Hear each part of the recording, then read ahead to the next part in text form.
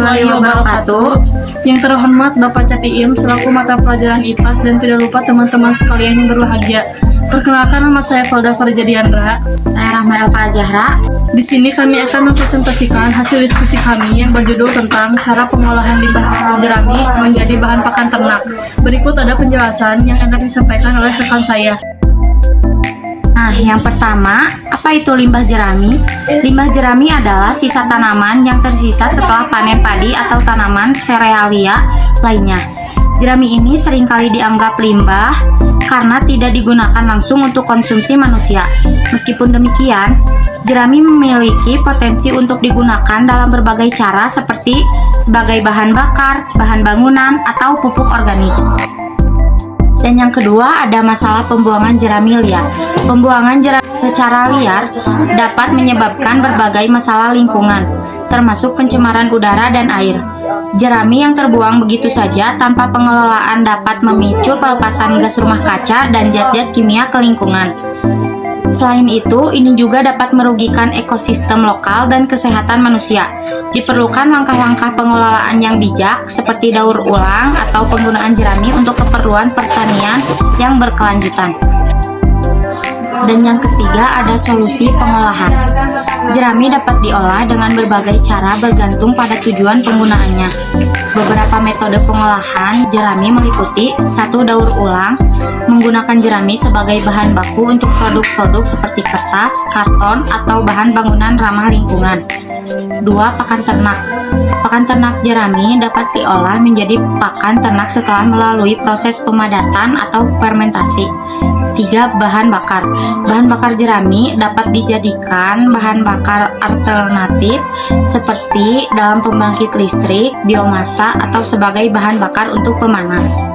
4. Pupuk organik. Pupuk organik jerami dapat diurai menjadi pupuk organik, memberikan nutrisi tambahan untuk tanah pertanian. 5. Bahan bangunan. Beberapa teknologi memungkinkan jerami dijadikan bahan bangunan, seperti dalam pembuatan bata jerami. Penting untuk memilih metode pengolahan yang sesuai dengan konteks lokal dan meminimalkan dampak lingkungan.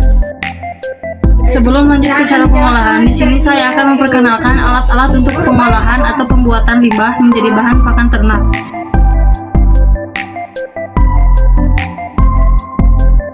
Yang pertama ada kacip.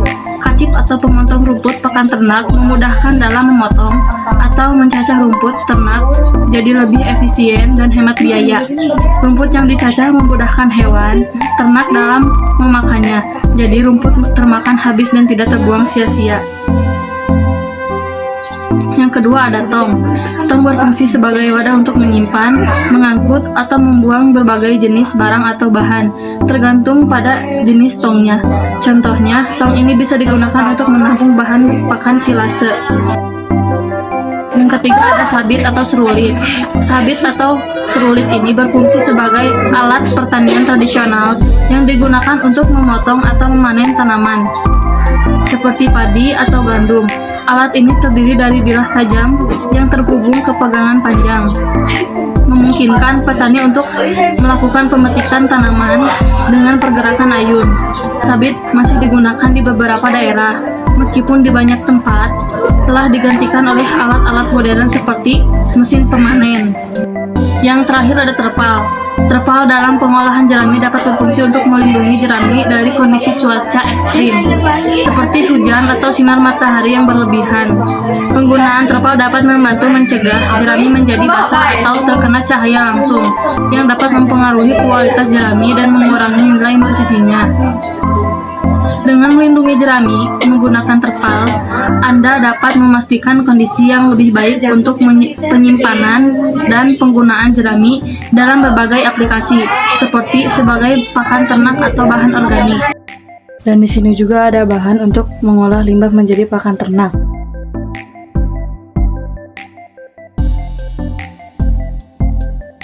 Yang pertama, ada hijauan segar.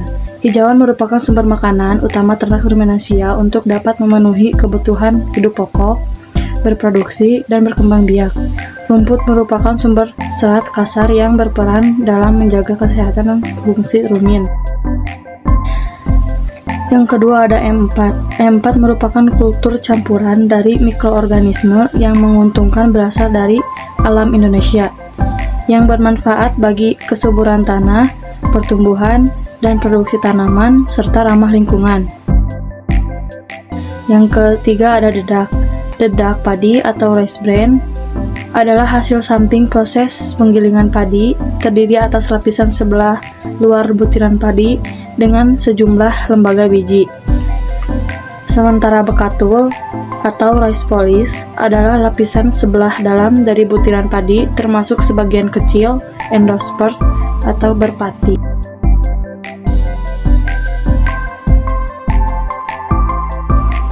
Langkah-langkah pengolahan jerami dapat melibatkan beberapa tahapan, tergantung pada tujuan akhirnya. Berikut adalah beberapa langkah umum dalam pengolahan jerami. 1. Panen jerami. Jerami dihasilkan setelah panen tanaman padi atau jagung.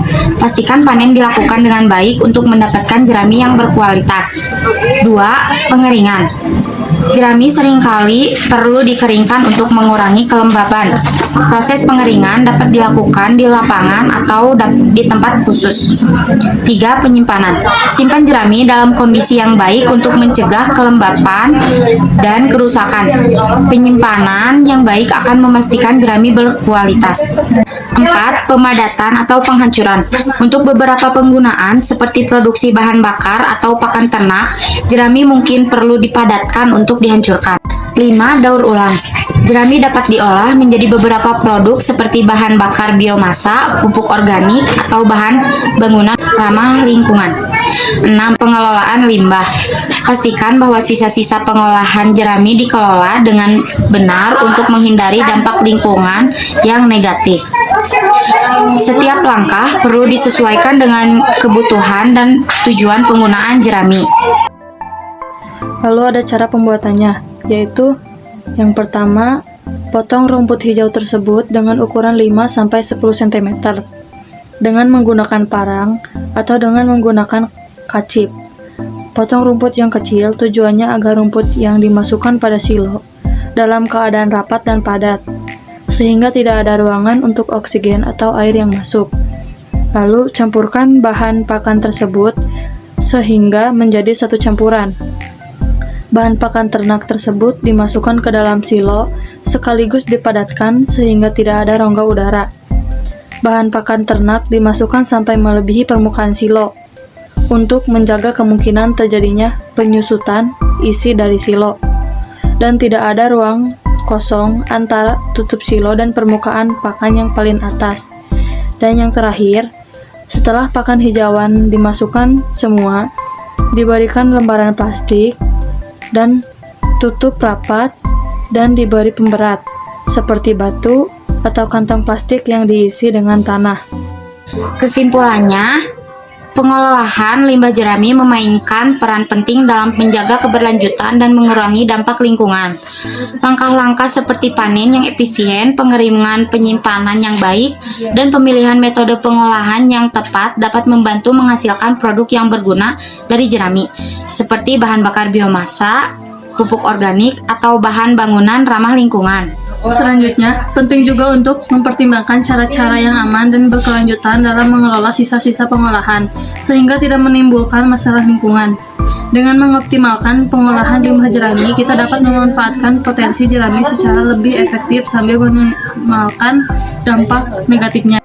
Mungkin cukup sekian video penjelasan tentang cara pengolahan limbah jerami menjadi bahan pakan ternak. Kami tutup dengan wabillahi taufiq wal hidayah. Wassalamualaikum warahmatullahi wabarakatuh.